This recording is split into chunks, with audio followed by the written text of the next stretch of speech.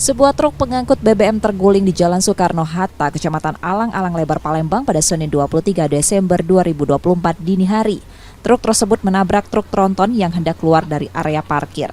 Sebelumnya, truk pengangkut BBM itu berjalan beriringan dengan truk tronton, lalu ditabrak dari belakang hingga terguling. Akibat kecelakaan ini, sopir truk mengalami luka berat dan dilarikan ke rumah sakit. Kecelakaan diduga terjadi karena sopir mengendarai truk dengan kecepatan tinggi, tak melihat truk tronton hendak mundur, serta kondisi jalan yang gelap dan hujan. Pada malam hari tadi kemungkinan sekitar jam 12-an karena melihat lagi hujan. Jadi mobil yang dari Pul ini mundur. Kemudian mobil yang Dina atau Toyota Dina dari arah Simpang Palem mau ngarah ke daerah kedua.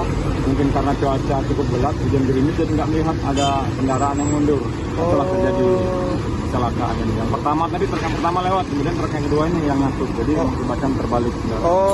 Jadi 4 kendaraan ini, yang 2 sudah diamankan di posisi 2, ini tinggal 2 lagi. Berarti laka beruntun ini Dan ya? Bisa dijadikan laka beruntun, karena ini mau mundur, ini yang terakhir yang kena. Untuk korban meninggal dunia tidak ada.